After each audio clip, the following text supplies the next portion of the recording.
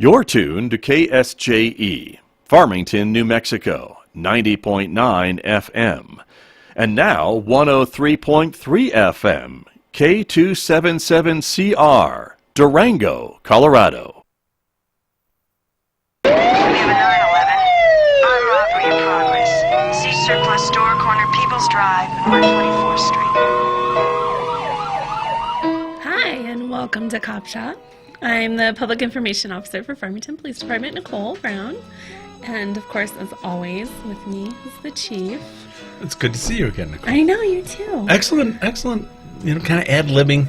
You know, right at the last minute, I kind of gestured to Nicole, and she picked it up. And I didn't mess it up. Honestly, she's a professional. This is what we Well, asked. the last time I tried to bring it in, I totally messed it up. Yeah, well. So I had to redeem myself. We don't focus on our failures. We focus on just success. Thanks. So I welcome, appreciate everybody, to another episode of the Cop Shop. We've got a lot going on in the country and a lot Oh my going gosh, on yes. in the state and a lot going on with the profession of policing. And so we thought we'd talk some about some of the legislation that came out of the special session and how it impacts the PD. I think we've done that a little bit, and we want to keep talking about that so that you know what the expectation is on police and maybe understand some of the things that we wind up doing as a result of the new legislation. Then we want to talk about some of the good stuff that's been going on in the community, because we've really, and Nicole's really been highlighting it on our Facebook page, we've really been feeling the love. Yeah, no, our community is so supportive of law enforcement, and they show it in so many amazing ways. We had Sign Gypsies of Farmington. Go look them up. They're awesome. They put a sign up in our grass by our flagpoles on Wednesday. They did it Tuesday night, so it was up all day Wednesday. And I was really kind of bowled over with all of the responses from the officers. They really, really appreciated that. That really made their day. They enjoyed it, and it made an impact on them, which I knew that it would be cool, and I was really excited when they reached out to do it. But I did not anticipate how. Yesterday, I've been on vacation all week. Really? Yeah. Wasn't aware of that. But I popped in just for a little while yesterday, and That's what we call showing up for work. Just popped in. just popped in. And but it was really amazing. Everyone that I came in contact with brought up the sign and how amazing it was and how impactful it was for them. So that was just amazing. I'm so glad that they reached out to us and did it. But then our officers just at their homes are finding gifts, or on patrol, people are handing them cards. And our community has just really shown up and really reached out to us in such a great way. And when we look at the news and see what's going on across the nation, man, I'm grateful that we live here, and Yep. the people that live here are so wonderful. So I didn't, I wasn't part of the inner circle, and actually as a chief I usually think I am part of the inner circle, but I wasn't aware that they were going to be doing that or that they had reached out to anyone within the department. So I pulled in, actually one of my sergeants had sent me this and asked me who had done it just before I arrived at work, and then when I got to work, and you can see it up on the Facebook page of my Facebook page and the PD's. Scott's got it displayed right now if you're watching us on Facebook, and it was beautiful. It was first of all, a beautiful bright blue day, and there is a big thank you FPD. And at that time, I was unaware who had done it, so it felt like a really wonderful surprise for our officers and our staff, and made my day too.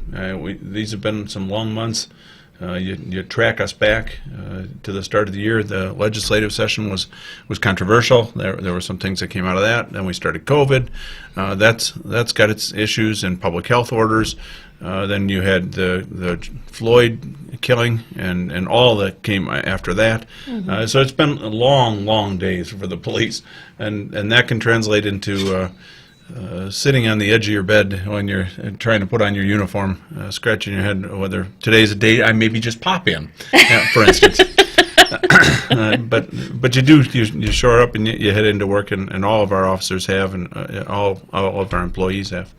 But this was great, and it was just one sign of, like Nicole's saying, of so many here in Farmington of people reaching out. It's almost like 9/11. You know, in 9/11, I was in Anchorage, Alaska, and you couldn't do anything. I mean, I couldn't have been further away from New York than being in Anchorage. But you wanted somehow to do something, and so we've had people showing up and handing gift cards to the officers, and we've all put on a bunch of weight. So we need the gym to be back fully working, because we're putting on weight from all the food that's been brought. It's been just fantastic. Somebody brought cookies, and I don't know who it was, because they saw an officer walking into the station and just kind of flagged him down and said, "Here's some cookies for you guys." Those were amazing. I've been on a diet, and I was like, "Oh no, this is terrible. I'm going to eat all of these." I had to leave. They were amazing. So, I was even I was with the fire chief a week ago, and we were in plain clothes, and so we thought we were somewhat surreptitious, and we were at Texas Roadhouse, and somebody bought our meals, and I've been hearing from officers around the department, that is something that I generally don't like. I generally don't want the public to feel like they should be paying for us, or certainly businesses to be comping us. But this is such a different time period. People just want to feel like they're helping, like they're reaching out and letting the officers and employees know that they have our back, and I get it. It is a tough time. It's tough for our officers, and the public here has really made it great by really showing up, like you said. Yeah, no, it's been amazing, and makes, like I said, me feel, and I hope the officers are feeling this way too, just so grateful to live here. No. And, I'm wearing my Peaches Neat Feet Hustle Kindness shirt. I have that exact shirt. I failed to wear it today. But I love that that's kind of our mantra, that we're hustling kindness to each other. Yeah. That's great. I'm happy to be here and live here. And you're happy to have joined the Farmington Police Department I a little over a year ago? I know. Isn't that, we just passed your 1-year anniversary. That's crazy. I told Scott we were all going to come in and sing happy anniversary to you, and Scott said no. And okay, we didn't do it. Thanks, Scott, for that support. Just make sure that I get that pay bump. That's what. No, I'm just kidding. No, I already had to stare long and hard at that. Boy, she's not on probation anymore, huh? No, I'm not. But all of a sudden, you stopped showing up to work, and you just walked in. It's not a coincidence. I needed a week of vacation. We were, our social media has been really busy, and there's a lot going on with, the public health orders, and like you said, just kind of the national feeling with policing. And then there's been 2 very hard line of duty deaths. Of course, they weren't here in New Mexico, but they're still tough. And so I needed a week off, Gene. I don't think I blame you at all. I don't. So in line with that, we actually had a couple of ugly line of duty deaths across the country. So part of the problem right now is there is a lot of focus on police misconduct, and there should be, and there are officers that don't do their job. There are officers that actually are bad. But at the same time, we really wind up not celebrating. We certainly demonize, I guess is the word I'm looking for. We demonize those events and those individuals. But then we tend to overlook the other ones. And so in Tulsa, Oklahoma, you had a sergeant that made a traffic stop. A second officer shows up. Of course, there's lots of national focus on police use of force. They wind up in a force encounter with a driver who's able to fight through. He gets tased. He pulls the tasers out, pulls the prongs out. He gets pepper sprayed. He fights through all that. He gets to a gun underneath his seat, and he shoots both the officers in the head, shooting the sergeant multiple times. The sergeant dies. And I'm watching that on television, and Nicole could tell you in a different setting. I was very unhappy about the lack of attention that goes to that. So a crime's a crime. Right. So what happened to Mr. Floyd was a crime. The guy was arrested. The guy's going to face jail time, and it caused national outrage. And I do get it. I do get that the police are the focus of that. But at the same time, this officer had a wife and kids, and was just doing his job. He's shot in the head, killed, and we don't even mention it. And then this last week, I think it was early morning on the 4th of July, so Independence Day. The kid has just a couple hours before he gets stopped by a couple of citizens. They asked him if their sons can look through his car, and so he takes some time and lets them look through the car. And they take a photo of him, which is about the last photo of the kid that there's going to be. And he's standing there with the two kids, and it's a nice scene. 2 hours later, he's shot and killed, responding to a call. But he's still alive at the time that he gets on the radio and he says, tell my family I love them, and to the dispatchers. So, I get that I can't breathe, but, I tell my family I love him as he bleeds to death while defending our country and his community. It's just, so I'm never very happy that there isn't a bigger outrage over some of those events, but it is where we are right now. So that made stuff like we were talking about the sign and some of that, and just where we live as a community, it makes it much more meaningful. I agree. Yeah, our community support, it does make it more meaningful, and it is tough. Those last words as a dispatcher, I can't imagine how that dispatcher feels and what that dispatcher is going through, and that center and that community, and so it does make what our community does, the support they give us, so much more meaningful. Yeah. So you were a dispatcher for several years, and that'd be a tough last radio call. Well, that's your worst nightmare. I mean, essentially, you have to listen to that. That you can't. All you can do is put it out over the radio that officer needs help, and hope that everyone can get there fast enough, and that's it. That's all you can do. Yeah, that's the tough role of a dispatcher, of just kind of sitting back and not being able really to see the end of the story, at least not to play a big role in it. So yeah, that was a tragedy. That was in Toledo, Ohio. Here on, like I said, on the 4th of July. So there's been some tough days. Now we've had other events going on closer to home in New Mexico. Not as tragic as that, but nonetheless interesting for policing. SB 8 was passed and was signed by the governor yesterday, I think. I think it was, yeah. Yesterday morning. SB 8 specifically relates to body cameras. It's a mandate by the legislature and now the governor that all departments are going to have body cameras. And they've got 90 days from the date that she signed that into law to implement a body camera program. So Farmington PD has had one since 6 months or so before I got here. Chief Westall instituted that with his command staff at that time.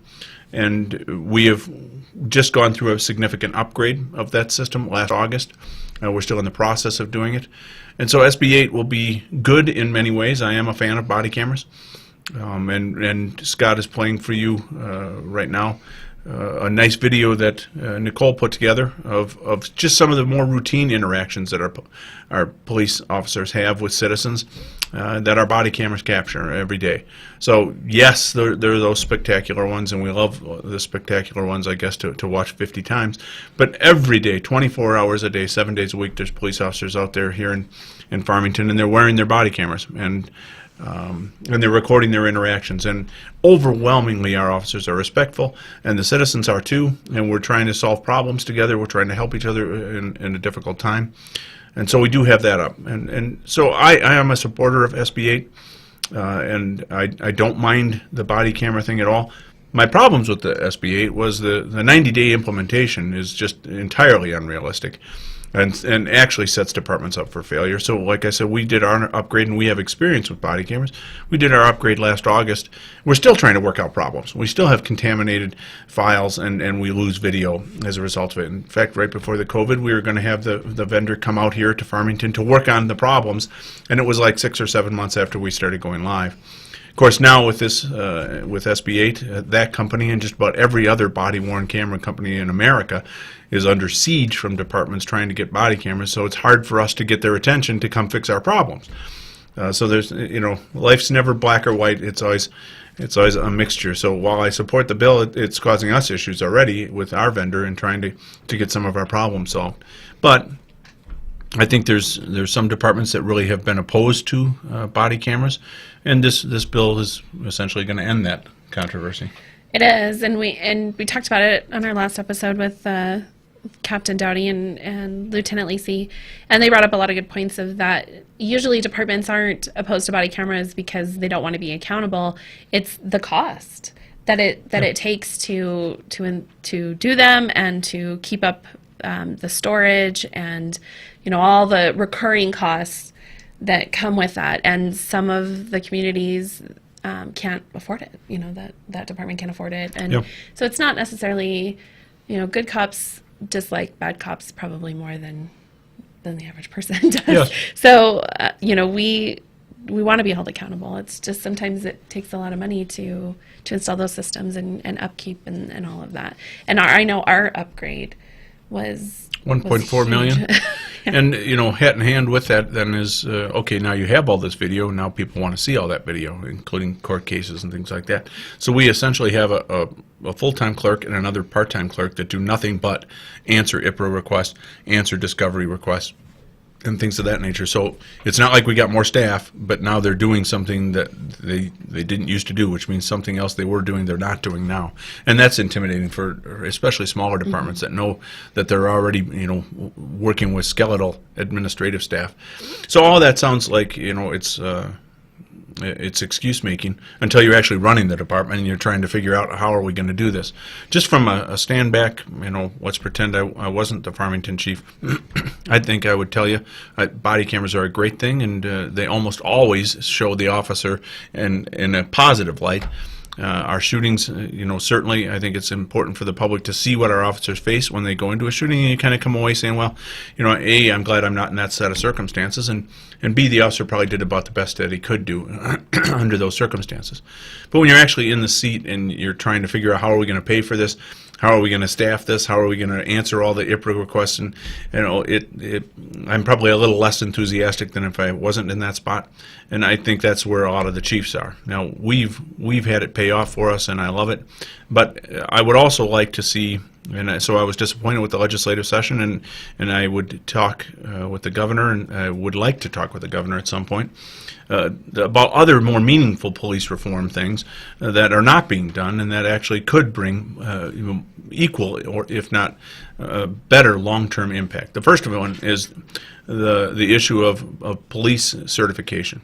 And the decertification process for officers who are accused of misconduct and those accusations are sustained by a department goes through the State Law Enforcement Academy Board. They're charged with receiving the paperwork from a chief that says this officer should not be an officer anymore. He should have his license pulled. And that process is right now hopelessly backlogged. More than 100 cases are still sitting down there. They are not acted on, or at least they have not been brought to any sort of conclusion. So you have 100 officers or more that chiefs are saying this officer's misconduct should prevent him from being an officer, yet they still have their certification. So that's a big one. And then another one that, to me, if you want to settle down some chiefs on, including me, on the issue of body cameras, let's address the IPRA laws. And it shouldn't be that hard to address the IPRA laws. But right now, you call your government, you call your police department because you're having a problem. Let's say your mom falls down in the bathtub. Your mom's an elderly person. She's in the shower. She slips and falls. Officers show up with body cameras. They're recording their event course because we want to watch what happens with the police. But then at the end of the call, we help the citizen get the medics in. We go on our way. Now that footage is all IPRA-able.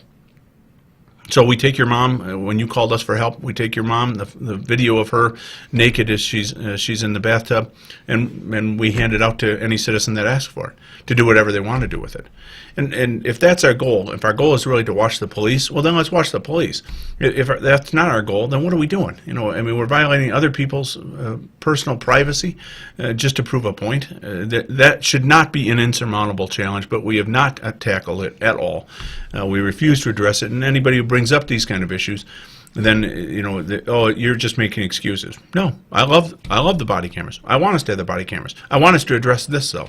Even the ACLU, if you pull up the ACLU's Facebook page or their website, they have right on there that they now think body cam footage should mostly not be released, which is an interesting switch because they were huge proponents of body cameras when they first came out. But then they started bumping in, oh, wait a minute, this isn't showing the police misconduct. This is showing citizens in their own home and in private, terrible circumstances where the police are, and now it just becomes an exploitation thing. So I would love to tell you that I frequently agree with the ACLU. That may not actually be the case, but I do in this case. So there's got to be some room for some common ground. Yeah, and just that working together hopefully I think that they really wanted to push this bill through to have it in there. And I think that hopefully in the spring, it's something that they're going to work more closely with law enforcement Yeah. to kind of refine. And because I do feel like, you know, you don't call for police when you're having your best time, your best moments. Call for the fire department when you're right. Right, they'll come give you hugs. Right. Which No, I never but liked. You never, I never liked. you never call 911 or, you know, for help like that on your best day. And so, you know, having body cameras is essential for officer accountability, and we're never going to argue that point. No. But we will argue for protection of victims and protection of people who are just need help. And anyone, their neighbor or someone who, you know, doesn't like them or whatever, that knows about that incident can come in and request to see that footage and request to get a copy of it. And so there's got to be, you know, an element of protecting the people that we serve. Right. So hopefully that will come out. And we'll kind of finish, I guess, today with news again that came out yesterday, and that was the governor's press conference. Unfortunately for us here in New Mexico, but we're not alone. I think it's several states in our area. The public health order was expanded again. We're going back into a lockdown, at least of indoor seating for restaurants, and an expansion of mask wearing. Yes. And masks in this current time zone, I know everybody's got opinions on it. I don't want to wear a mask ever. I want the police to go out and cite everybody. And so now walk with me through this last half hour of talking about the police and some of the difficult positions we've been in. And I can tell you, you know, neither myself nor any officer, and I have talked to many chiefs across the state, is in a big hurry to start going out and issuing citations to people and getting into confrontations with people who are unhappy about having to wear a mask. So about the time somebody's trespassed from Lowe's and we wind up having to tase them and pepper spray them, and we're front page of CNN, you know, that's probably not what our goal is right now. So we are enforcing the public health order. To my knowledge, right now there is not a single court across New Mexico who has ruled it unconstitutional. So like them or not, these are the rules, and the courts so far are backing the governor. So we are following the law in that we will do enforcement. We show up, we try and educate people. Some people don't know about the changes in the law. We hand out free masks. We try and educate them about the responsibility businesses have to not have people coming in without masks. But we are desperately trying to seek and no confrontation over these things with people. We don't need it as a profession. We don't need it as a police department.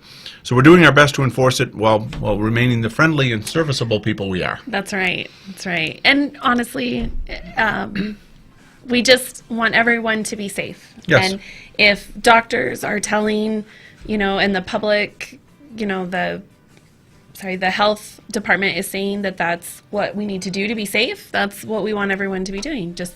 We want our community to be safe. So we'll end with a little public health order face mask from the Green Bay Packers, which, you know, honestly, if you can buy one of these things, they are coveted items in parts of our country. And we'll see you in a couple of weeks. Thank you again for tuning into the Cop Shop.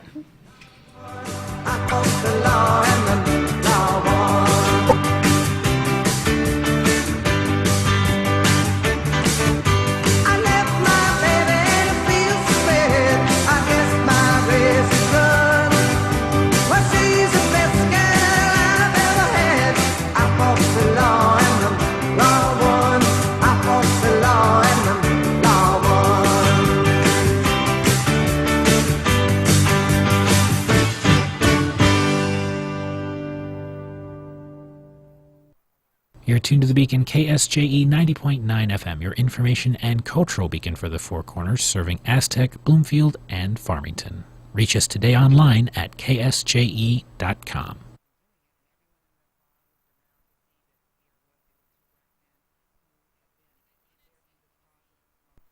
And he had to deal with the